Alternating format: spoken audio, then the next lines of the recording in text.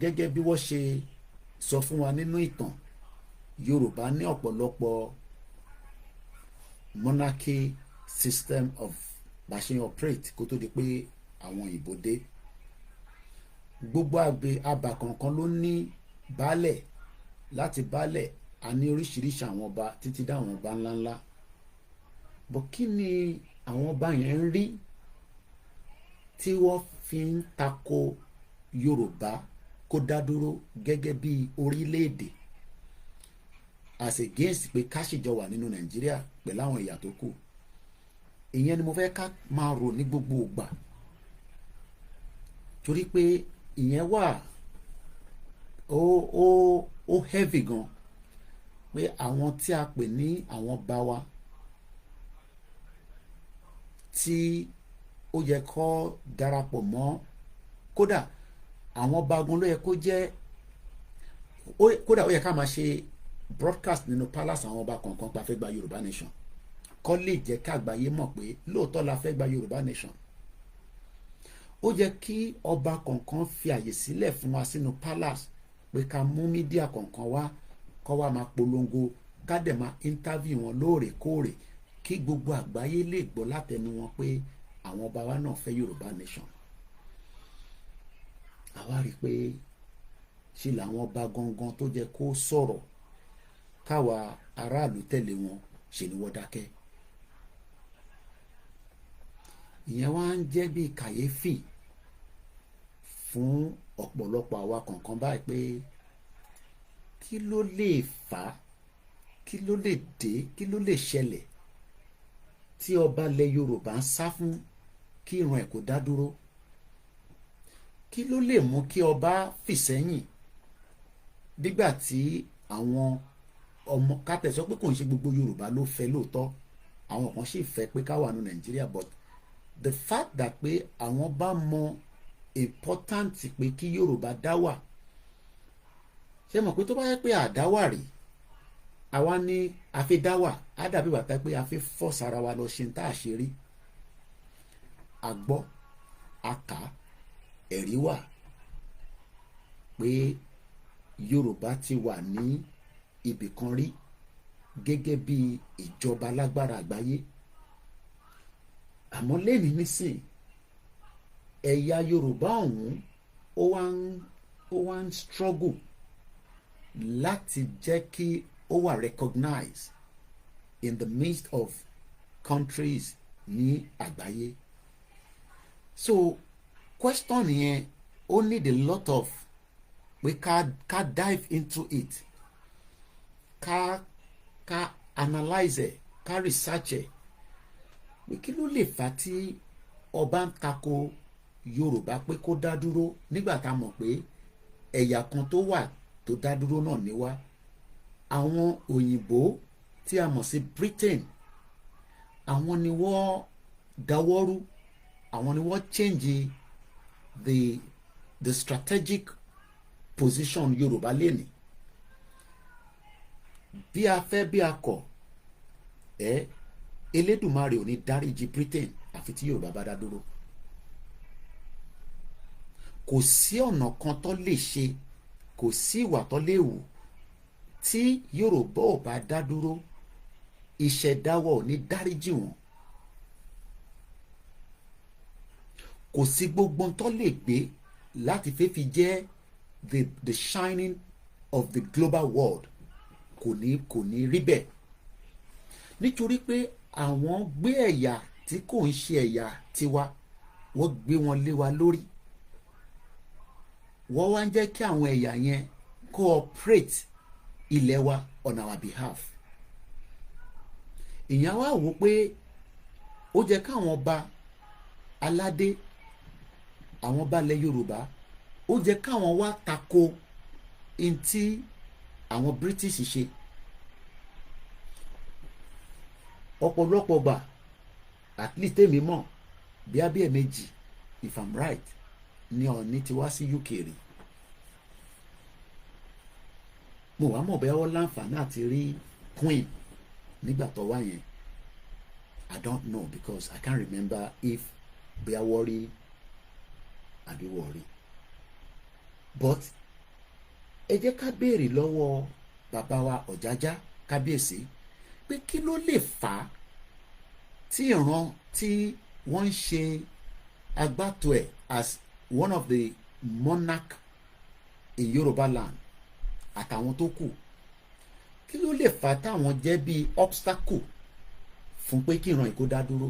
Ṣé Elédùmarè ń sọ fún wọn pé àsìkò ìtì tó ni wọ́n ṣe fẹ́ bá wa gbé ọ̀rọ̀ Yorùbá nation as the because Ọọ̀ni wà lára àwọn ọba ilẹ̀ Yorùbá tó jẹ́ kó gbé ohùn Yorùbá nation sókè káwa kọ̀ tẹ̀lé wọn lẹ́yìn. Eléyìí tí bàbá Akíntóyè ń ṣe iṣẹ́ Ọọ̀ni ni, iṣẹ́ kábíyèsí ni bàbá Akíntóyè ń ṣe yìí. So òun fèmí ní concern tí bá sùn tí bá ń lọ sùn pé kí ló lè fà tí kábíyèsí wà tí wọ́n fẹ́ wà in alliance pẹ̀láwà? Kí ló dé tí kábíyèsí fẹ́ wà in alliance against wa? Because ọ̀rọ̀ kábíyèsí ń ṣe lábẹ́lẹ̀ ó kọjá ní tí a máa sọ pé Ọọ̀ni ń bá wa ṣe Yorùbá nation lábẹ́lẹ̀ as a strong ọba nílẹ̀ Yorùbá. Ṣé ẹ̀rù ń bá Ọọ̀ni ni àbí nǹkan míì wà tí kò hàn sáwa gẹ́gẹ́ bí from the spiritual realm? I am not talking about the the face. You okay? What do you want? You're hungry? Is there something? Ǹjẹ́ kankan wà tí Ọọ̀ni mọ̀? Because Ọọ̀ni ń lọ sínú spiritual journey. Tó bá ń ṣe àwọn ọlọ́jọ́ festival, ṣe mọ̀ pé Ọọ̀ni máa lọ ìrìn àjò tó dẹ̀ rìn yẹn àwọn nìkan ló mọ ìtàn bá pàdé lọ́hùn. Ìtí mo wá fẹ́ understand ni pé ṣé message tí wọ́n fún Ọọ̀ni ni pé Yorùbá ò tí ripe enough láti dá dúró? Ṣé mọ̀ pé tó bá sọ fún wa nísìn pé ẹ̀yin ọmọ tẹ́ ń pariwo Yorùbá nation yìí kò tí ì tó àsìkò, àmọ́ ẹ̀rí tí mo mú wá leléyìí o látọ̀dọ̀ àwọn bàbá ńlá wa. Ṣé mọ̀ pé a lè máa wo pé evidence wà from the spiritual realm because gbogbo nǹkan tó ń ṣẹlẹ̀ láyé yìí on the spiritual level ni o, is not the physical tá a kàn ríra wa báyìí. Pé Yorùbá wà níbi tó wà lénìí ó ní ṣe pẹ̀lú spiritual part of it. But àwọn tí wọn kì í ṣe Ọọ̀ni, àwọn tí wọn ò lè fẹ́ put one together, but àwọn náà ní the spiritual side tó fi ń bá Ọlọ́run tí wọ́n sọ̀rọ̀, be it Christian or Muslim. Àwọn wa náà wọ́n rí messages from the spiritual level or the spiritual realm. Let me use the spiritual realm. Ìyẹn wà much more understandable. Àwọn sọ fún wa pé àwọn rí kankan from the spiritual realm tí physical eyes ò lè rí, because physical eyes ó yàtọ̀ sí spiritual eyes. Púpọ̀ nu wa báyìí kọ̀ lájú ni àárín kankan, and I'm not joking, akọ̀lájú báyìí ni àárín nothing. Àwọn kan wọ́n ní ojú, àmọ́ ojú yẹn ó ju ojú lọ. So in tí mo fẹ́ try láti establish òun ni pé in tó lè mú àwọn Christian pé wọ́n rí àsíá pé wọ́n rí ìpayà Nàìjíríà yìí nǹkankan kátẹ agree pé Elédùmarè establish ẹ̀, kátẹ agree bẹ́ẹ̀ pé kò ń ṣe lùgá, kátẹ agree, because a lot of people still ask that báwo ló ṣe kọ́ńkà wa, àwa ta ní agbára, our very powerful as ẹ̀yà, wọ́n dẹ̀ padà kọ́ńkà wa kakọ̀ accept pé ohun Elédùmarè ni, because if not kò tẹ̀ jẹ́ ká wà ní stage pé and question báwo ló ṣe kọ́ńkà wa. because bó ṣe conquer wá yẹn is still baffling a lot of people pé báwo ni òyìnbó kan ṣe conquer wá. Ìyẹn mo ṣe ní kákọ̀ agree, kákọ̀ accept, kákọ̀ gbà pé ohun Elédùmarè ni.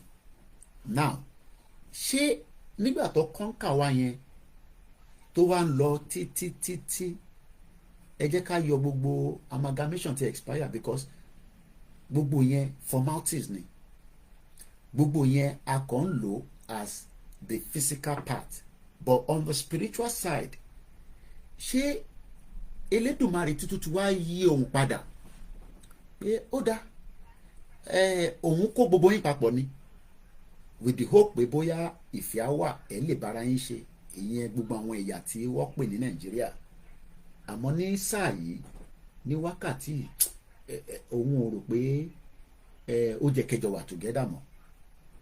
Now àwọn tí àwa expect tó jẹ́ kó deliver message yẹn fáwa wọ́n fún wa ní message yẹn, ìyẹn àwọn spiritual fathers wa tá mọ̀ sí àwọn kábíyèsí. Ṣé mọ̀ pé àwọn kábíyèsí gangan ló yẹ kó máa fún wa ní message pé ìran Yorùbá máa bọ́.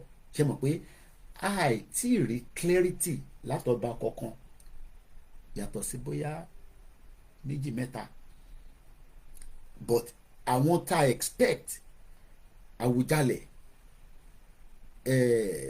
Aláké, Ọọ̀ni of Ifẹ̀, àwọn tó jẹ́ pé nínú palace wọ́n gbọ́dọ̀ dífá, wọ́n gbọ́dọ̀ consult, ẹ ti understand as because Yorùbá làwa, consultation wà bá ṣe ń communicate pẹ̀lú àwọn ẹ̀yà tó jẹ́ àwọn leaders wa. I'm not talking about leaders in politics, from the spiritual level. Àwọn ló yẹ kó máa fáwa ní sermon pé nígbà tí wọ́n dí Ifá o ọ̀ nígbà tí Ọọ̀ni rìnrìn àjò nǹkan báyìí ni Ọọ̀ni mú padà wá o, kó wá bẹ̀rẹ̀ sí break it down fáwa tí wọ́n pè ní tọ́jọba lé lórí. Ṣé wàá mọ̀ pé gbogbo wọn kò dákẹ́ wọ́ọ̀ fi síbí wọ́ọ̀ fi sọ́hùn àní wọ́ọ̀ dẹ̀sán kankan. Ó wá jẹ́gẹ́ bí nǹkan tí ó ń mo mọ̀ kó dà pé bàbá wa fi bá wa bí wọ́n fi bá wa dá sí ẹ bá mute background ẹ̀ tẹ́ bá ti wọlé. Ẹ káàárọ̀ sá o, ẹ kú ètò. Ètò nìyẹn. Àwọn ìbéèrè yín wọ̀nyẹn òun ni mo fẹ́ yànnàná. Ṣé ń gbọ́ mi sà? À ń gbọ́ yín kétékété. Ẹ ṣe gan. Now, mo máa fún yín láwọn scenario kan. Máa wá explain. Now, spiritual ló ń control physical. Anything that happen physically, it has already happened or represented in the spiritual. Physical might decode to any our materialize. Now, ní 2014, amalgamation expire. Now, òmìnira wa ti pé láti gba òmìnira láti ọjọ́ yẹn lọ. Now, 3 years after, in 2017, 3 years after, ní spiritual ṣẹ̀ṣẹ̀ wá gbé jáde láti rán wa létí in the astronomy wa show ẹ̀ wípé ó tó kẹgbà òmìnira because see it has happened right in the spirit but physically human being may forget. The generation that supposed láti gba òmìnira they not even know history. Now God has programmed it to remind the generation why the astronomy in the heavenly places, in the spiritual, bring it out so that people that have knowledge can decode and now start working on it. So on the issue wípé bóyá ó ti tó ká gbòmìnira or kò tó ká gbòmìnira is clearly spelled out. Bẹ́ẹ̀ dífàsì, bẹ́ẹ̀ ṣe anything, bẹ́ẹ̀ ríran anything Yorùbá ti tó láti gba òmìnira. Everybody Everybody knows that. Because the heavens are declared it, and even physically has shown it. Gbogbo àwọn ọba ẹ̀ pátá ní Ifá ti bá sọ̀rọ̀, and àwọn olúmọ̀lẹ̀ sọ fún wọn wípé ó ti tó ká gbòmìnira. Now, wọ́n ní ohun tó wà ní ẹ̀yìn Ọ̀fà ojú òjì lọ. Òun ni tó ń ba àwọn bàbá àti àwọn ọba wọ̀nyí lẹ́rù wípé nínú condition tí wọ́n wà yìí, báwo làwọn ṣe fẹ́ gba òmìnira. Now, where their mind is blocked is because they don't think a way out. They are consuming fear. So wọ́n wá yọ̀ǹda gbogbo ẹ̀ padà sí ọwọ́ àwọn alálẹ̀ wípé ìwọ alálẹ̀ o, ẹ̀yin alálẹ̀ yìí lẹ sọ̀rọ̀ ọ̀nà tẹ́ bá máa gbà ní kẹ́ ṣe. God doesn't work like that. God doesn't work. He will do his part, and he will allow you to do your part. But when he has done his part, he's backing you, you will not fail. But when you refuse to do your part, it will be there. It will be there till the day you wake up. Ọọ̀ni of Ifẹ̀ mọ̀ wípé àkókò tó fún òmìnira ilẹ̀ Yorùbá. Ọọ̀ni of Ifẹ̀ want òmìnira ilẹ̀ Yorùbá. But they are in what do we say? They are in oath with federal government of Nigeria. You will not expect Ọọ̀ni of Ifẹ̀ to come out openly, publicly, and say that. Just like the politicians. But what is playing out again is that the politicians who is interested in looting Nigeria, wọ́n ti wọ àárín àwọn lọ́balọ́ba wọ̀nyí, àwọn lọ́balọ́ba ilẹ̀ Yorùbá, they are not in one accord. Àwọn kan gbọ́ràn sọ̀rọ̀ ní lẹ́nu, àwọn kan gbọ́ràn sọ̀rọ̀ ní lẹ́nu. Àwọn tó tún jẹ́ àgbààgbà míì wò pé ọmọdé ni ẹni tó wà nípò àgbà Ọọ̀ni, àwọn ò lè máa lọ wárí fún. It's not because we say ó ṣe wọ́n like it. Because àwọn ti dàgbà. So the pride. So tábà wo ilẹ̀ Yorùbá, àwọn kan tún wà tó jẹ́ wípé irú Rashidi Wo yẹn sìn politician ni. Gbogbo àdìgàtì tó ń sọ in the name of his Muslim and kìíní wọ̀nyẹn, àwáwí ni gbogbo yẹn ó fi ń gbowó lọ́wọ́ àwọn Ìlọrin Islamic emir kìíní ni wọ́n ń sponsor ẹ̀. Owó lòun bá di. So a ní àwọn ọba míì bẹ́ẹ̀ yẹn tó wà ní orí ìtẹ́ àwọn ilẹ̀ Yorùbá bẹ́ẹ̀. And one thing about àwọn ọba ilẹ̀ Yorùbá, people don't understand wípé Ọọ̀ni doesn't have that authority over the whole land of ilẹ̀ Yorùbá. Tàbí Aláàfin of Ọ̀yọ́ does not have that authority over the whole land of Ile Yoruba.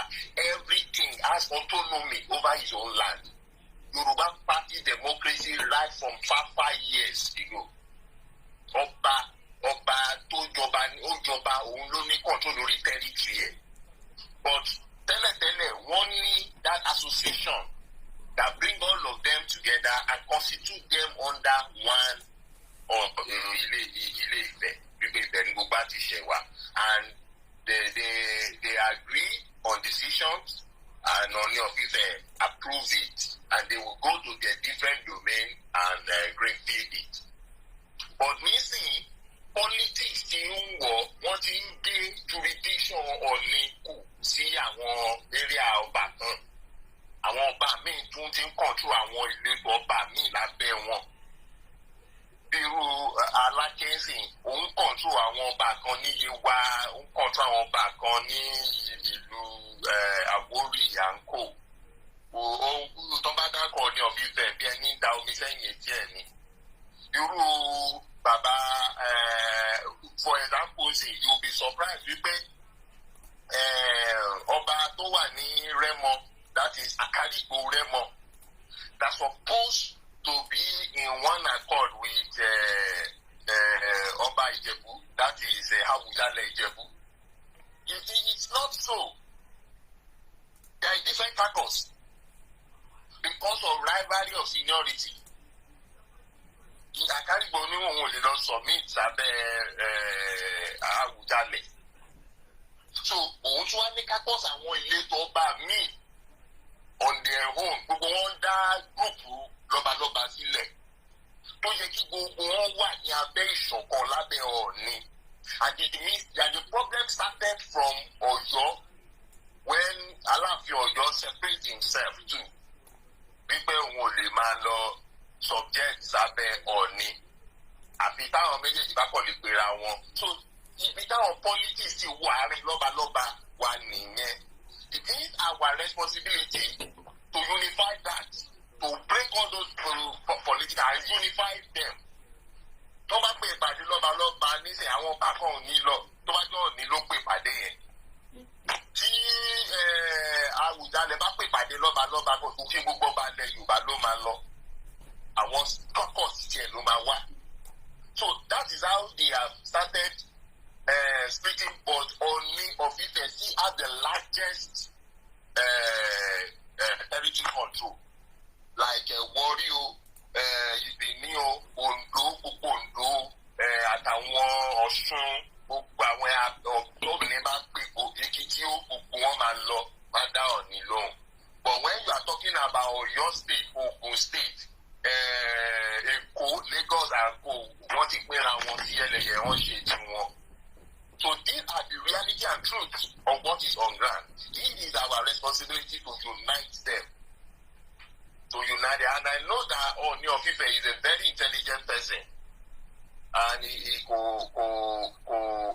ní disrespect àwọn ọba aládé wọ̀nyí. Now, majority of àwọn ọba wọ̀nyí ni wọ́n fẹ́ Yorùbá nation. Now, ohun tí olórí gúrùpù wọn yẹn bá sọ fún àwọn tó wà lábẹ́ kápọ̀sì wọn náà máa follow. For example, àwọn tó jẹ́ Èkó àti Ògùn state like that. Nígbà tí Tinubu sọ ó ti ṣe meeting pẹ̀lú gbogbo wọn pé kàn ṣèpá Yorùbá nation ti sẹ́gbẹ̀ẹ́ pé kàn support òun di president. Tó bá di president, òun á ṣèlú dáadáa fún wọn. Gbogbo àwọn ọba yẹn wọ́n gbọ́ tó ọ̀gá wọn sọ because Tinubu ti rí ọ̀gá wọn.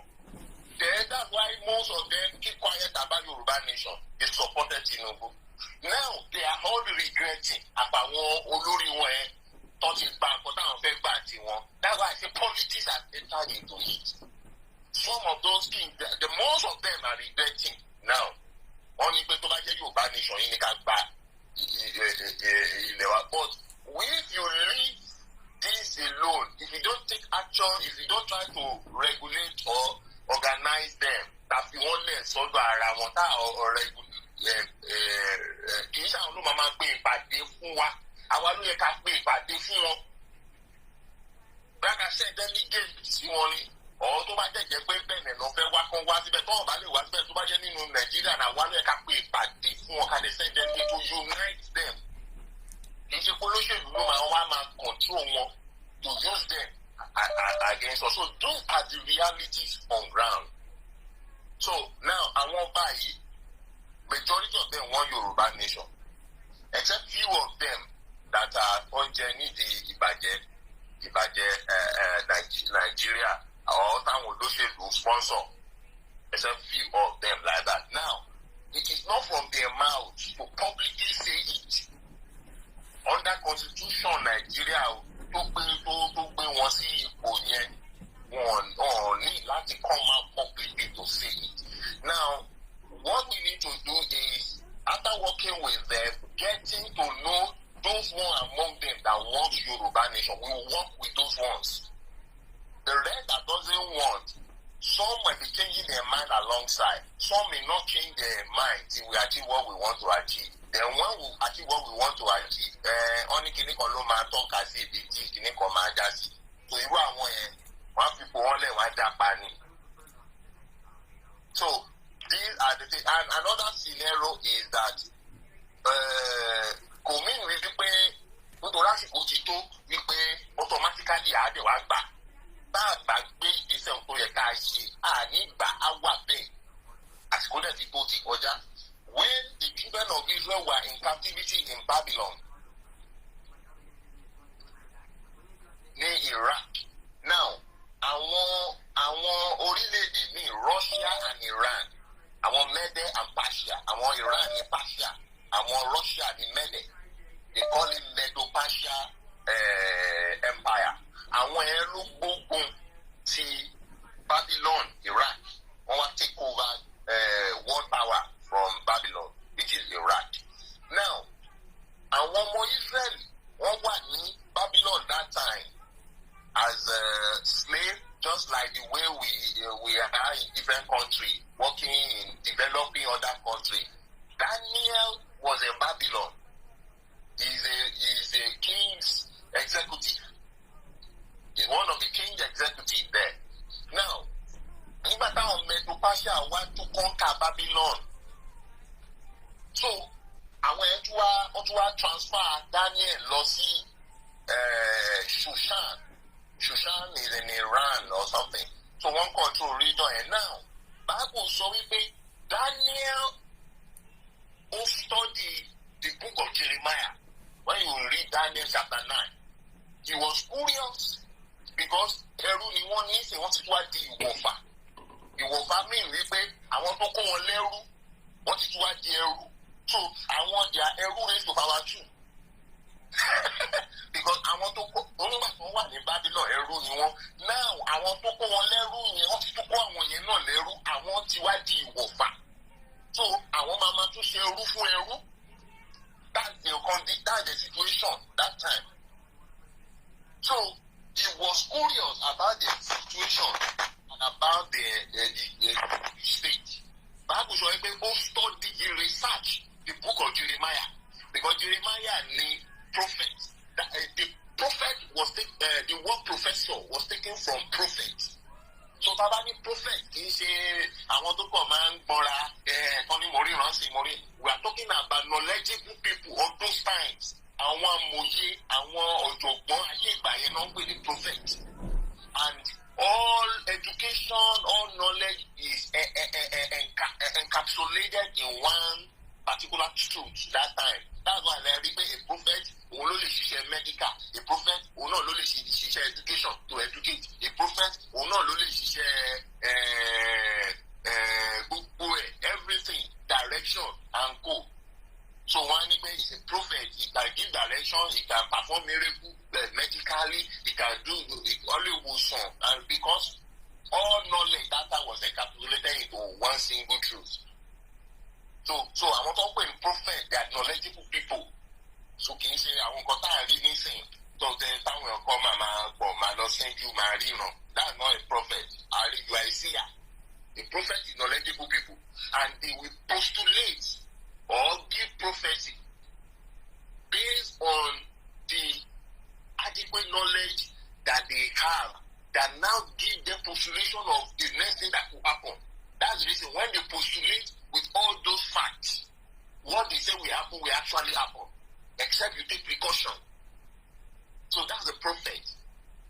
Now, òun wá study book of Jeremiah, nítorí Jeremiah ni ó jẹ́ prophet nígbà tí wọ́n wá ní Babylon wá ń kó wọn lẹ́rú.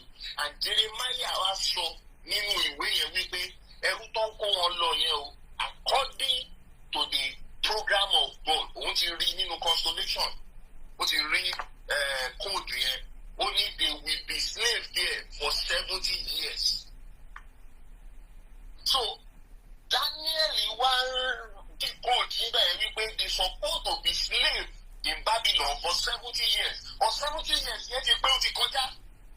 So God has been waiting for them to rise up and activate immediately after that 70 years.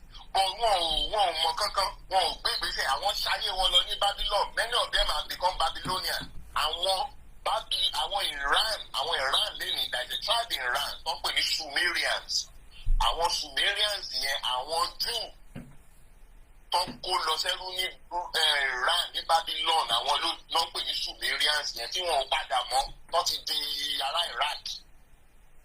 Àwọn ló ń pè ní Sumerians. So àwọn tí ṣayé wọn lọ, àwọn tí ń bímọ, wọ́n ti fẹ́ wọn lọ, wọ́n ti dàpọ̀, wọ́n ti gbàgbé ilẹ̀ wọn Jerusalem. So wọ́n ti dàpọ̀ lọ́hùn. So Daniel ni ó research ló wá understand pé àwọn tún lè láti ẹrú àwọn tó tún di ìwọ̀fà. something is wrong. She be in she ma parent in research. Then he knew that he's supposed to be there for 70 years. Then he began to fast and pray. That was when God sent the man to him. Never look at Daniel chapter 9. Only a man. Nígbà tó rí man yẹn tán ló wá di kó pé it's angel Gabriel. So God will not come to you with one strange something. We are not only here. Ọ̀pọ̀lọpọ̀ àwọn èèyàn ló ń rí tó rò pé èèyàn ni wọ́n they are not ordinary people. We are all here messengers. Àwọn irú wọn lè rìn pẹ̀lú wa. Wọ́n rìn káàkiri. They are here with an assignment. But ó rí níbẹ̀ pé God send him a man. But at the end, ó di kó pé the man is not an ordinary human being. Maybe the man exposed himself to him. This is who I am. So he was able to write it down. Maybe the man is angel Gabriel. So the man is the one who sat him down and gave him all the plans.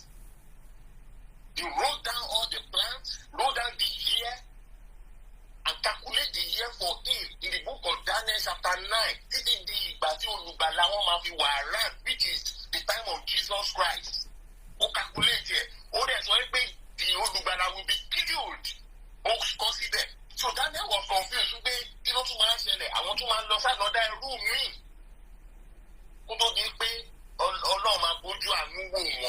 He will now be restored. That's why how they were restored back now. Over many years. So the plan has always been on ground to know the future. When you research, when you want, when you desire freedom and want it.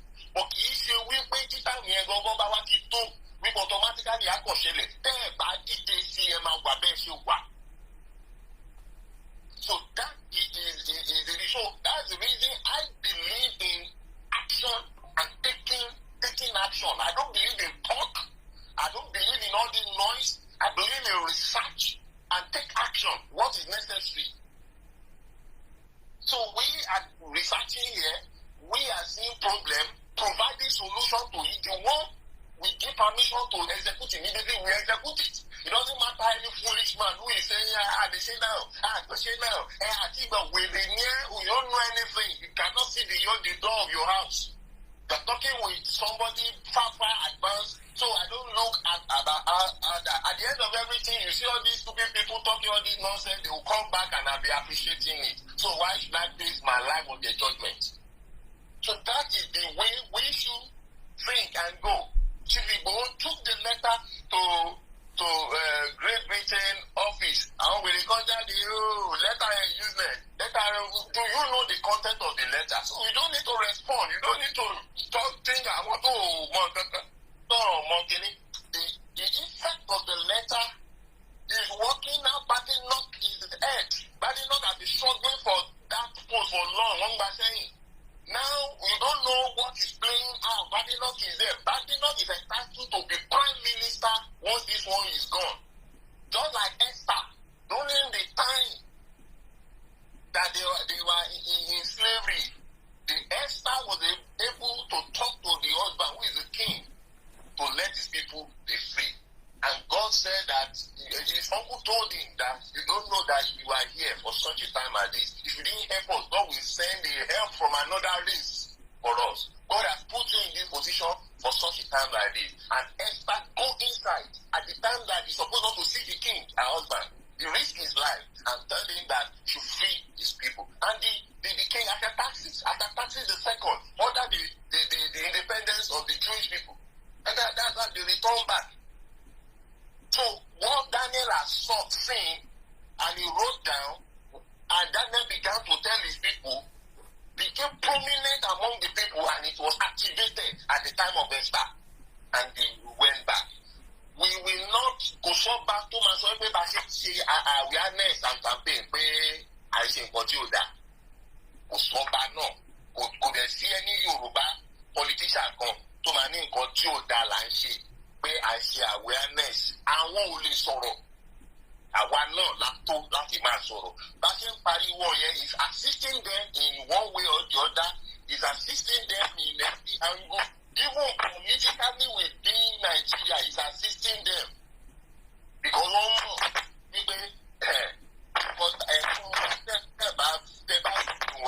èèyàn wa fẹ́ lọ, and we will give them support. So one way pé hey Kamato, so unlike what is happening to our people in the east, so Nigeria ti gba wọn completely sẹ́gbẹ̀ẹ́. But we are not going to relent. What is expedient for us to do? We should keep doing it and not look right or center or confused by àwọn ọba kan ò sọ̀rọ̀ or àwọn ọba kan sọ̀rọ̀, àwọn politician kan ò sọ̀rọ̀, àwọn politician kan sọ̀rọ̀, àwọn pastor kan ò sọ̀rọ̀ or àwọn pastor ńláńlá, who are they? Why are you basing your life on them? They struggle their life to be who they are. When they become who they are, they struggle, commit themselves into different engagements to make money, to be popular.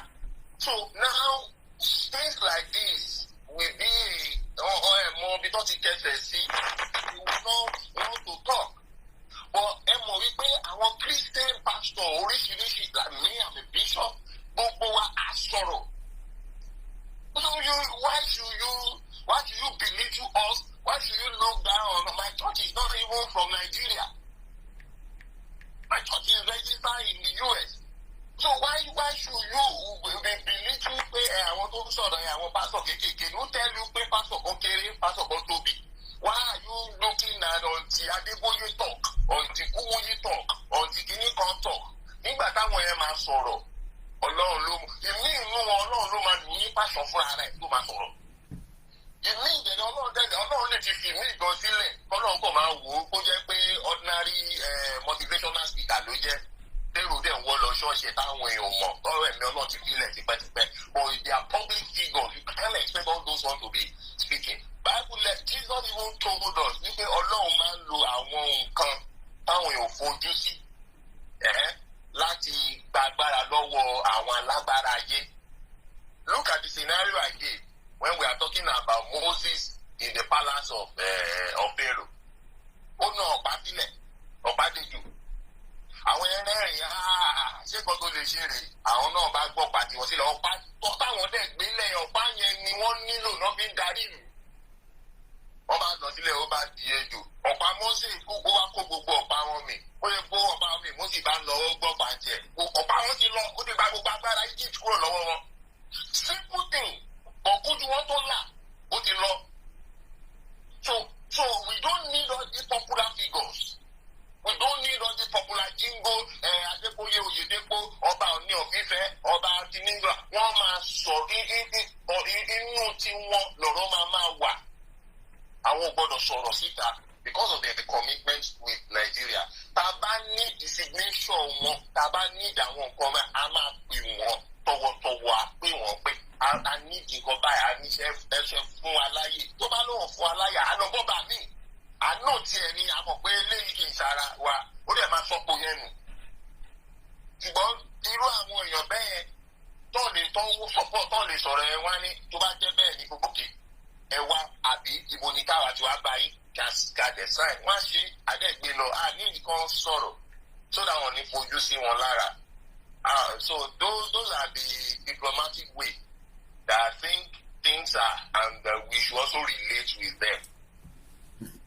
So thank you. Wow. We all need to keep equipping our security forces, equipping our doing work on our diplomatic move, on our parastatals and everything. And they need to start functioning now like little operations, little firm. Kì í ṣe pé dábàgbà lùtọ́ la fẹ́ wá dalẹ̀ àwọn kan tó mọ̀ kankan wá máa ipò ló ń dùn ipò tó ò lè ṣe ní jàmbáre.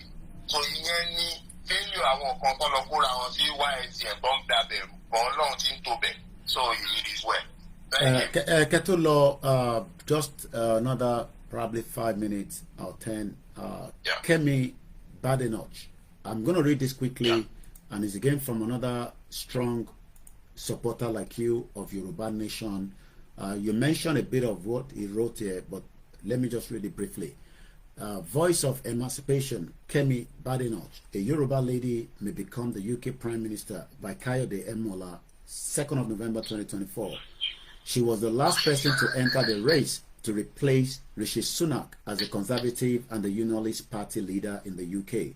But alas, she was the last person standing as she takes on a new role on His Majesty loyal opposition leader. Eyes will be on this young Yoruba girl who grew up on the street of Lagos and what she has to offer. A little over 100 years ago, it would have been unimaginable that a woman could even be allowed to vote, let alone lead any major political party in the United Kingdom. However, today, a woman of Yoruba heritage is not only leading one of the oldest political parties in the UK, but His Majesty's opposition party. While many Yoruba may be quick to congratulate Olukemi Badenoch, I believe it is time that those around her educate her on the dangers our Yoruba homeland is facing. Since colonization, Yoruba land has never remained the same in all aspects of developmental growth. We have fared even far worse since independence in 1960 and the return to democracy in 1999 than any living memory. The story of our people in Yoruba land is nothing to write home about, as Nigerian economy continues to suffer from hyperinflation. While Olukemi Badenoch's role as an opposition leader may not give her the needed power to do whatever she wants, it is time for her to recognize that she is now in a strong position of influence. That influence must be used to advance the cause of Britain and our native Yoruba homeland. As His Majesty loyal opposition leader, I will employ her to use her position to fight the injustice suffered by many ethnic minorities across Britain and around the world. She is in a strong position like the biblical Esther, who used her position in Babylon to influence the king of her people. Olukemi Badenoch must recognize that any river that forgets its source will eventually dry up one day. The Yoruba heritage has a way of replenishing knowledge to those that seek it diligently, and I will implore Olukemi Badenoch not to shy away from her roots. The focus now for the opposition leader is to rebuild the Conservative Party to wrestle power from the Labour Party in 2029 or earlier if luck were to run out of Sir Keir Starmer. Olukemi Badenoch has shown herself to be a talented young woman who is able to break any glass ceiling, and I pray God's grace that she will succeed in her new role and surpass expectation. She must never be complacent with this newfound love she has earned from the Conservative Party. She must repay that trust with loyalty and hard work, and the least we can do as fellow Yoruba people admirers is to pray for her to succeed. I know Olukemi is not vocal regarding the emancipation of our Yoruba people from the shackles of Nigeria. She must realize that just like the Mordecai told Esther to do something to raise an alarm about the essential threat of the Jews, Olukemi Badenoch must be ready to raise alarm about the essential threat to the Yoruba people facing Nigeria. Nigeria, since independence, has slowly degenerated into a failed state, and those who wield power in the country are not sincere with the people. Inasmuch as the country has failed to sit down on a round table since 1960 to discuss what future it wants, it is high time the country is divided in peace so that every ethnic nationality can go their way to develop. The last paragraph. Every Yoruba person at home and abroad must realize that there is only one task ahead of us, and it is the task of total liberation. Anything short of this is a complete waste of time and beating around the bush. We need to take the bull by the horn and free our Yoruba nation from the bondage it currently finds itself. And the last paragraph. I hope and pray Olukemi Badenoch is not just a leader in Yoruba land, but in Britain, where all our problems originated, will be champion of our people. I hope our time in Westminster will bring about positive change to the lives of those that she represents both in the UK and our native Yoruba land. Bishop, go ahead.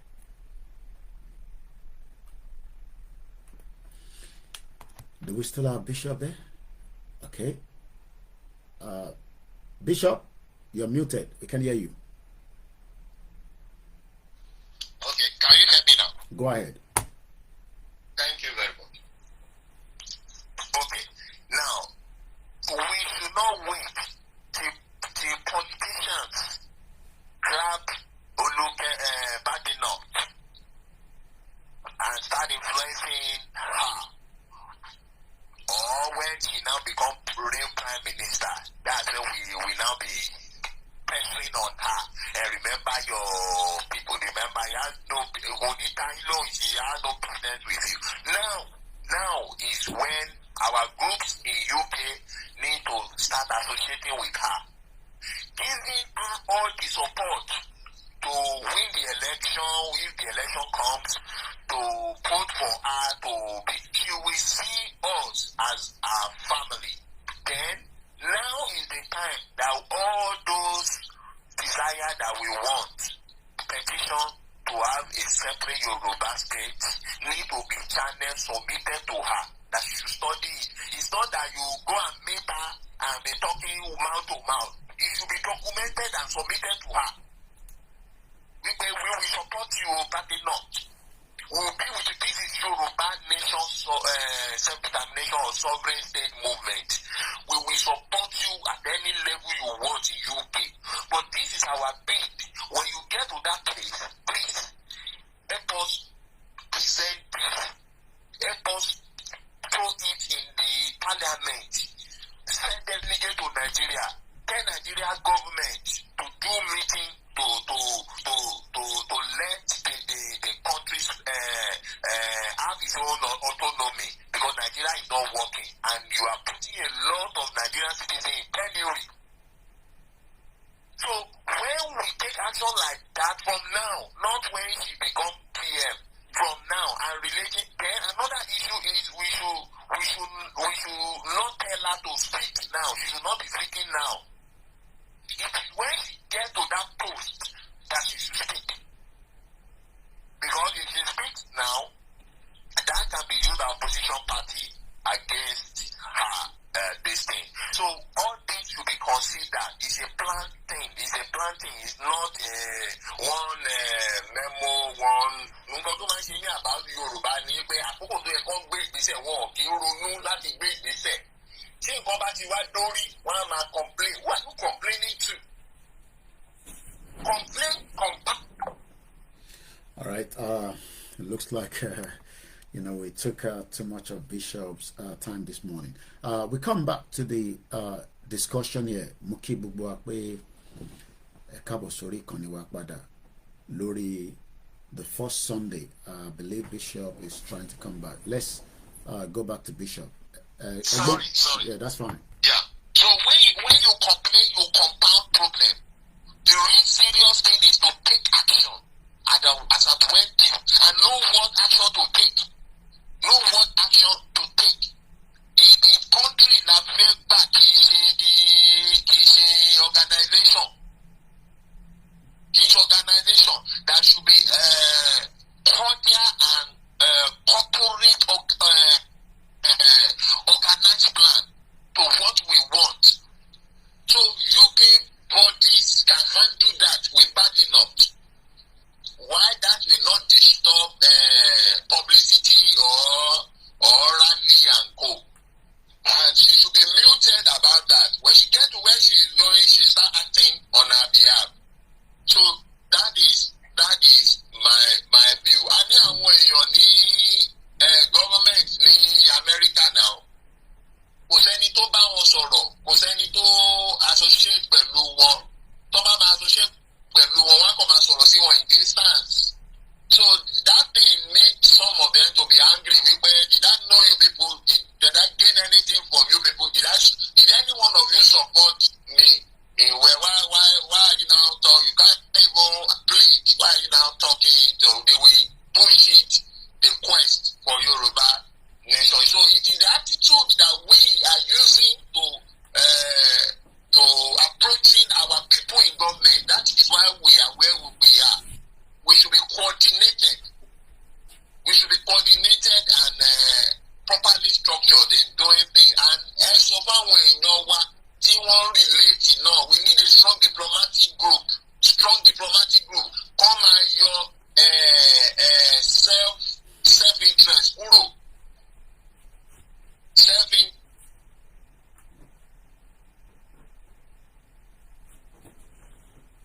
I think we have lost connection with Bishop again. Hello. Go ahead. Yeah, hello? We can hear you. Yeah.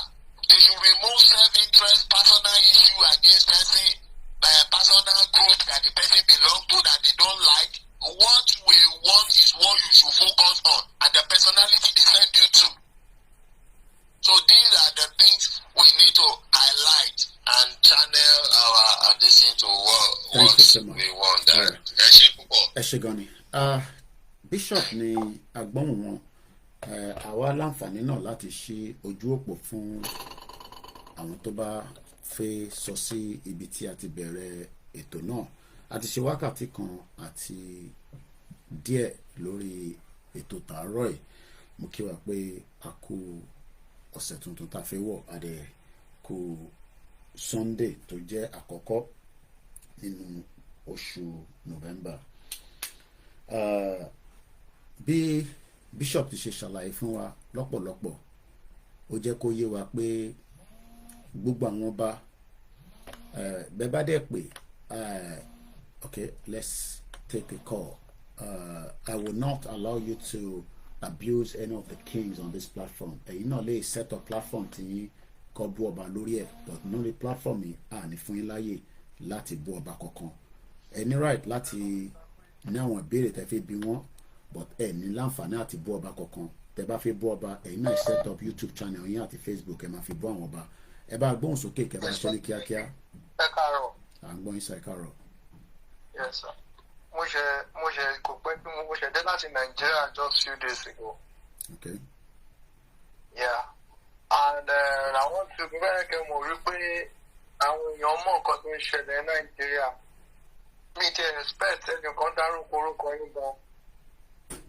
Ọjọ́ ọmọ Yorùbá bẹ́ẹ̀ ni. Just that man was just against you. Kí ni àwọn kan tí wọ́n ṣe wà against wa tẹ́ bá lè ṣàlàyé fún wa, and you don't need to hide anything because it won't make any difference to me, but again it's just money. Ẹ má ní kankan tẹ́ fi hide. Kí ló fi wà against wa? Because yẹn ló máa fún wa ní a bit of understanding. They were talking about Nigeria and I was like, so they were not asking of my own view. So mo jẹ́ kọ́ mọ̀ pé mi ò believe in one Nigeria, pé the best solution ni wípé ká dissolve Nigeria kó ní kálukú lọ ní ààyè wọn. So they are like no ṣé ti Ìgbòho àti Koiki ni Koiki yẹn máa jókòó sí London a máa sọ bá a máa tọ ọmọ Yorùbá dẹ̀ ní máa nù. And I was like, kí ni nǹkan tí Mr. Koiki ń ṣe tí kò dáa bí ó fẹ́ jẹ́ ká gbòmìnira ìlú wa. So nǹkan tó wọ́n kàdá sọ pé no, we still have to give Tinubu time. Ó ṣẹ̀ débẹ̀ ni this and that tó ń ṣe dáadáa gbogbo nǹkan tó ń ṣe mọ̀. They are just like trying to be political correct. But what I just realized is that I didn't expect that, like they will even talk about you, and I was so shocked that they make everything, watching everything from Nigeria. So they want to pay our Nigeria more nǹkan tó ń ṣẹlẹ̀. Gbogbo ìpàṣẹ òǹgbẹ àti Sunday Igboho and everybody, But just that some people there, I don't know, Mr. Koiki, like I would say most, they are suffering. Ìyà ń jẹ wọ́n Nigeria go, Mr. Koiki. Surviving mode, don't eat dog. Everyone is ready to, to eat anybody, to steal from this, to scam, No love, no sympathy, no emotion. It's just all about money, surviving mode, and everything is so expensive, very, very expensive. If I don't even tell you, can it affect you? Because people affect our Igbo, but our Yoruba no affect you. Okay. All affect our Yoruba to our Fulani, our Musa, our Fulani and Igbo, because our Igbo, what I see in them is that they are business orientated. Okay. So with the economic situation in Nigeria, they focus more on their business. Okay. As in more realize they go complain, no matter how situation in Nigeria about our Igbo pushing divert. Okay. But I won't go back. Most of them, I also realized that they relied on we that we live in diaspora. Even I have to be true to Yoruba, but we realize that Yoruba provide the they are not ready to do it. They are ready to like 2K Bambi, 5K Bambi, 1,000 Bambi. It's like an income for most of them in Nigeria. This is what I realized there. But I won't lie to you. Àwọn tàwárátà abroad gan àwa go ní ṣe balabala Nigeria because nǹkan wọ́n gan. And everybody are bringing that problem. Anytime pastor or tó mọ̀ yín gan yàrá kọlẹ̀kùn lẹ́yìn pé tó bá get sport pé ẹ̀ṣẹ̀ dín ni. So I have to be very careful, and life is very different. The more Nigeria to feel is very, very different. The people there they don't love themselves, don't empathy. Even people that come from diaspora, is very different. It's like they don't have any mercy for us. They are just only after our own pocket, our money. That's just it. So it's a very bad situation. And with the way Nigeria is going to, I can't say, because there were those states, APC, so it's like election is not even working in that country. They're just putting themselves in there. So that's all I can. All right. I should go in for this insight, especially finding to shed day. Mo fẹ́ béèrè bóyá ìgbà tí wọ́n sọ pé ká fún Tinubu láyè àdí Tinubu mú ǹjẹ́ ẹ convention fún pé tí Tinubu bá lọ ṣe tán ṣé expectation wọn ṣé any kind of that communication láàrin àwọn tẹjọba engage yẹn, because most of them exactly tẹ ṣe sọ náà ni wọ́n sọ pé Ìgbòho lọ jókòó díẹ̀ náà fún Tinubu láyè kó perform kádẹ̀ wo tó fẹ́ ṣe, but èmi ò mọ bí yẹn ṣe affect in táwọn ń béèrè àti tí Tinubu ń ṣe lọ́wọ́lọ́wọ́, because two different things ni. Mr. Koiki, see, do you know nǹkan tí mo rí pé tí Tinubu bá ṣe tán kò sẹ́nibọ́dì again bẹ́ẹ̀ yẹn mọ́ Tinubu nǹkan tó lè ṣe fún àyíkó kó pé wa kúrò nílẹ̀ lérí. Nǹkan táwọn pípọ̀ yẹn ká láti sọ àgàgà iṣẹ́ tẹ̀ rí ìyí máàlì tí mo rí yẹn ìyẹn tẹ̀ ó wá ń sọ̀rọ̀ yín báyìí. So èmi ò wá engage jẹ́ pé bí ẹ̀mí àti mo mọ Mr. Koiki àbí mo ní nọ́mbẹ̀ ṣó yẹ yín mi ò jẹ́ ó mọ̀ mi ò dẹ̀ ní èmi kò fẹ́ ṣe bẹ́ni pé bí mo mọ̀ yín gan ìwé ìbò ṣe ń sọ. So kò tó ń tẹ̀ láti máa sọ ní wípé pé Tinubu ní pé the only thing tó ń bílí nǹkan bí ó lè ṣe fún wa ní bóyá regional government.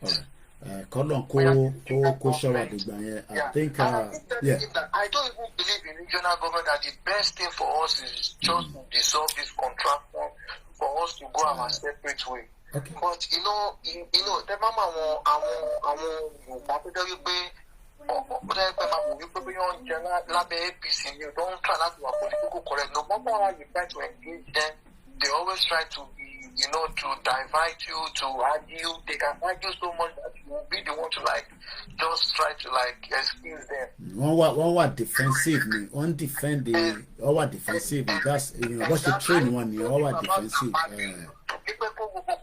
Minister Tinubu, all these people are criminals, and he was like, no, just trying to be political correct that I have to close the conversation. Come out to I won't lie to you. They know you very well in Nigeria. I will not lie to you. Right. Because I want you more respect or am I going into too much details? She gone for the feedback, and we're grateful that you went safely and came back. Many people do go, and then sometimes they can't come back. I do follow you. Somebody has to do it for a very long time, Mr. Koiki. I'm so grateful. When I came back, I can feel the relief. I do for long, and I'm happy to hear that you're back right into your base and territory. Happy Sunday and Banky family. Try enough it that say àti pé kílẹ̀ yìí náà rò látara nǹkan tí a ti ń gbọ́. Nọ́mbà tẹ́ máa pè sí òun náà ní +44 74 04 40 5917. Any other number àní lè gbé yàtọ̀ sí nọ́mbà tí a pè síta yìí. Ẹ bá wa gbóhùn sókè alàgbà wa tó ń pè ẹ káàbọ̀ sórí ìkànnì wa. Happy Sunday. Mo jẹ́ kí gbogbo àwọn ọmọ Odùduwà o pé wọ́n pẹ́ òsì mi tèmi. Question tẹ́ béèrè yẹn question ńlá ni. Tẹ́ béèrè pé ṣé àwọn ọba wa ṣé àwọn alálẹ̀ ò bá wọn sọ̀rọ̀ nípa tí. Yes, ìtòrí bẹ́ẹ̀ gangan ni pointer program yìí wà lórí ẹ̀. Ṣé rí àbáwo àwọn Israel pẹ̀lú Gòyálàtì nígbà tí wọ́n ń jà, kì í ṣe pé bóyá gbogbo àwọn tó wà lọ́wọ́ da Gòyálàtì yẹn nínú wọn dùn bí wọ́n ṣe ń dojúkọ Israel, kì í dẹ̀ ṣe gbogbo àwọn Israel náà ló ní ò ní agbára láti dojúkọ Gòláyátì láti bẹ̀ wọ́n yan ojo òun lọ́lọ́run fi gbé David dìde tó dojúkọ tọ́nà dẹ̀ fún láti kọ́ńkà ẹ̀ mọ̀gbà tí Ọlọ́run ti ń bá wọn bá wa sọ̀rọ̀ kó ní gbogbo bàbá Sunday Igboho dìde ni ẹ dẹ̀ mọ̀ wípé before that time kó di pé ọ̀rọ̀ ìfẹ́jú báyìí ẹ mọ̀ pé ẹ mọ̀ pé Tinubu nísìnyí ó tẹ̀dá kó kán dà díẹ̀ ní àkọ́kọ́ ẹ̀ láì nígbà tó ti di president kò sẹ́nikẹ́ni tó fẹ́ gbé ìgbésẹ̀ tó máa di lọ́wọ́ ó máa mú kúrò lójú ọ̀nà ni ẹ dẹ̀ mọ̀ pé òun fúnra ẹ̀ ká sọ pé òun gan ló ní àwọn ọba yẹn sípò wọ́n má bàa tábù ẹ̀ torí alálẹ̀ bá tiẹ̀ bá wọn sọ̀rọ̀ gan wọn ò lè sọ síta ẹlẹ́sìn bẹ́ẹ̀ èmi mọ̀ wípé ọba sọpọ́tì ọba ò sọpọ́tì tí àkókò bá tó bọ́ọ̀lù ń ṣe máa ṣe òun nìkan ló yé ká a fi gbẹ́kẹ̀lé wa kúrò nínú ènìyàn ìgbésẹ̀ tí a bá máa gbé mo mọ̀ bọ́ọ̀lù á darí wa ó dẹ̀ ti ń darí wa torí pé nílẹ̀ Yorùbá ìyà ti pọ̀ jù mo mọ̀ wípé Ọlọ́run máa gbà fún wa sí ohun tó náà ti fi hàn tipẹ́ ni Ọlọ́run á gbà ṣùgbọ́n bó ṣe máa ṣe òun nìkan ló yé Ọlọ́run á ràn wá lọ́wọ́ alálẹ̀ bá wọn sọ̀rọ̀ dáadáa ṣùgbọ́n ṣé wọ́n lè sọ síta èyí tó ń ṣe gan ṣé kì í ṣe pé lẹ́yìn àwọn kan tó ní ìgboyà láti jáde nínú àwọn ọba wọ̀nyẹn tó bá dẹ̀ ní ẹ tó fẹ́ ṣe kí náà tó bá tó ti pọ́n fún wọn wá tó sinmi wọ́n wá gbà ní ipò tí a wà gbẹ̀gbẹ̀ nímọ̀ pé lé téèyàn fi tọ́mọ èrè ló máa wo ẹ ṣeun. ẹ ṣe gan ni alàgbà wa tábàárí ẹni tó fẹ́ dá sí kí ẹ pè wọlé aago 10 ó kọjá ìṣẹ́jú 10 náà ni a wà lórí ìkànnì wa tí a mọ̀ sí Koiki Media níbi tí a ti ń sọ̀rọ̀ nípa Yorùbá Nation campaign gẹ́gẹ́ bí àwọn tí wọ́n ti bá wa dá sí àti gẹ́gẹ́ bí a ti ṣe ń bá ọ̀rọ̀ yẹn bọ̀ ọ̀pọ̀lọpọ̀ yín náà ti fi oríṣiríṣi ọ̀rọ̀ sínú comment section wa tí ẹ̀ ń béèrè tí ẹ̀ dẹ̀ ń kí wa lọ́tún lọ́sẹ̀ ẹ jẹ́ ká ka lára àwọn tí wọ́n ti bá wa sọ̀rọ̀ Allen Conde ní some kings in Yoruba land against our freedom because their forefathers also slaved and sold our own forefathers to slavery.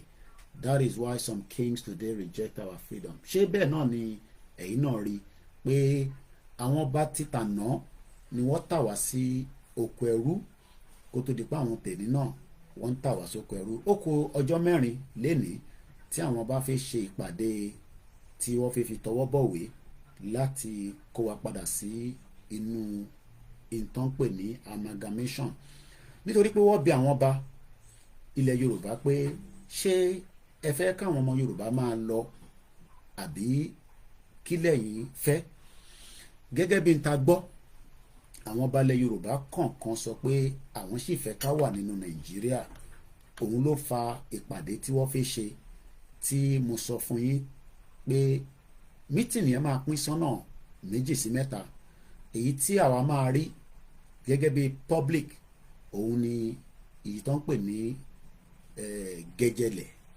camouflage láti lè jẹ́ kó mọ̀ pé wọ́n jókòó lóòótọ́ wọ́n ṣèpàdé àmọ́ èyí tí wọ́n máa tọwọ́ bọ̀ ìyẹn ò ní wá sínú kámẹ́rà kódà wọ́n máa gba gbogbo fóònù wọn sílẹ̀ kò sẹ́ni kankan tó máa mú fóònù kódà wọ́n máa scan wọn kó tó wọnú ibi tí wọ́n máa tọwọ́ bọ̀ núwèé ẹ lè máa ní kò ní possible àmọ́ intanso is intelligent àwọn balẹ̀ Yorùbá ti sọ fún Britain àtàwọn àgbáyé pé àwọn ò fẹ́ kí Yorùbá kúrò nínú Nàìjíríà bí wọ́n ṣe máa ṣe kí Yorùbá ní àlàáfíà làwọn fẹ́ bó ṣe máa ṣe kí Yorùbá lè continue láti lè rí owó yá lágbàáyé láti lè fi run ní Nàìjíríà kí àwa náà jàǹfààní nínú ẹ̀ torí pé gbogbo gbèsè tí Nàìjíríà ń jẹ Yorùbá náà wà lára àwọn tí wọ́n ń lo owó yẹn so Allen Conde tún sọ pé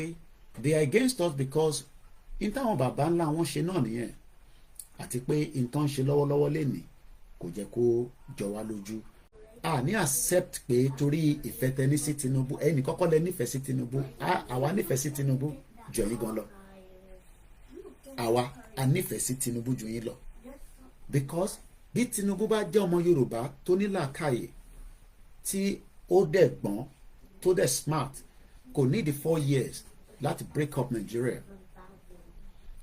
Ẹ má bínú ẹ̀ka wà lórí bíbá my camera my map actually blocked my view. I didn't realize that. Ẹ má bínú sí mi. It doesn't need 4 years to dissolve Nigeria, and Tinubu dey need láti gbé wa padà lọ sí any regional government or any restructure Nigeria, because you will still be embedded in Nigeria. So many Nigerians that watch me like this that are against us, they are against me because they believe that I am doing very well and I'm making a lot of money from this. That is the only thing they're upset about. In tó bínú fún nìyẹn kò ń ṣe tí mò ń sọ̀rọ̀ lè lọ́nà bínú fún. They are just thinking that, wow, this guy must have made so much money that he's not ready to give up. That is what they are thinking. That is the average thinking of a poor man that did not realize that the reason why he is suffering was the reason why I traveled out of Nigeria in 1998. The reason why you are suffering today is the reason why I japa. But they are now saying like, so this guy can make huge amount of money, but they forgot.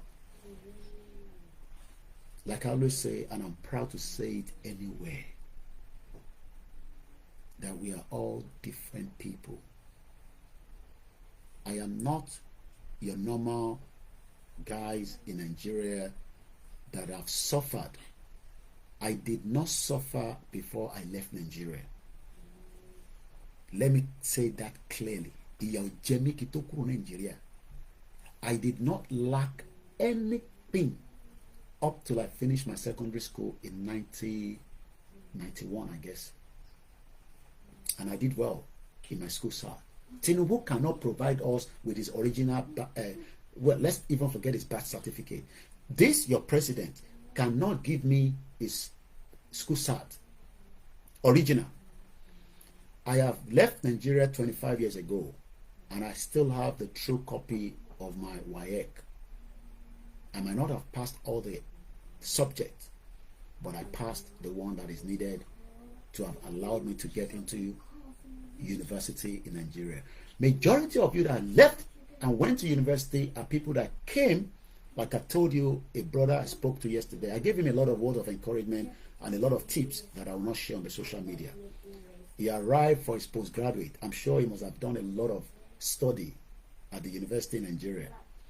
But we know the reason why he came here. I won't go into all the details.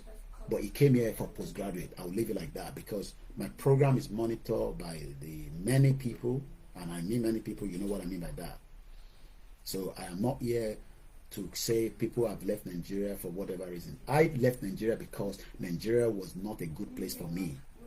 I can say that personally because I have gone through the orders of having immigration issues and all that. And they can't do anything with me now. I have children here. And they are British born, just like Kemi Badenoch. You know my children have the right to contest to become the next prime minister of this country if I nurse them very well. You don't know that? Without any intimidation. But I still want my children to know that they are from Yoruba land. And if all goes as planned, they can go and contest. Even for any position if they feel like, or set up business, or do exactly what their dad has done here as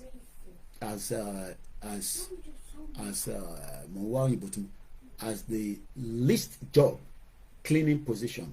I can say to my children, look, Yoruba land is good. It's a cleaner there. Wow. Tell them you have holiday. Your right to be respected. And they will go back to Yoruba land and do the job. And that same job is exactly what I have done to look after them. But the difference is that the Nigeria today is not going to give that children and your children in Nigeria. So anytime we're against Wanile, we are not upset with you. I understand your plight. Jagaban Tidebe, expectation is he should perform well. Well, I pray that he perform well, but I know that that prayer is a false.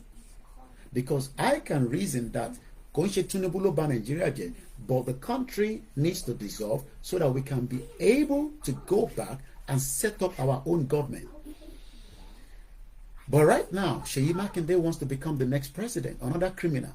So all this is like a trap, a bubble trap to set us into Nigeria and continue to make Britain that is let's put it this way, Britain that is taking care of my own children, directly and indirectly, because I still take care of them, is now saying that Nigerian government will also take care of Nigerian children, but they know that that is a lie. That is a blatant lie from either Kemi Badenoch or even the Labour Prime Minister Keir Starmer. They know it's a lie. They cannot give you that false hope when I am still in this country. As long as I live in this country, if Kemi Badenoch comes out and say Nigeria will be great, I will tell her she's talking nonsense. That's a blatant lie. You're a liar. Don't tell us Nigeria is going to be great. We want to have a Yoruba country to have relationship with Britain. That is where we should be. Have our own embassy, have our own committees, have different things. That Diwali was celebrated in number 10 Downing Street. But what are they going to celebrate in number 10 Downing Street? Okay, they will celebrate 1st of October independent with people that are different. I want Britain to have cordial relationship with the Yoruba people, the Yoruba government, tomorrow, today. But I don't want this continuity of a fake country that Britain created, that is still existing. That if I say now that to Prime Minister, I say, Prime Minister, my Prime Minister, I voted for Labour Party. I say, my Prime Minister, can we have Isheshe Day celebrated? You know what he's going to tell me? The Prime Minister will say, wow, Mr. Koiki, that is, I can go to the next Labour conference next year. I did one, my first arrival in this country 25 years ago. Ibukun Oluwa says, suffering and smiling, every facet of Nigeria has been destroyed. No job, no fuel, no light. It is time for Yoruba to get out of this contraction. We are not the same.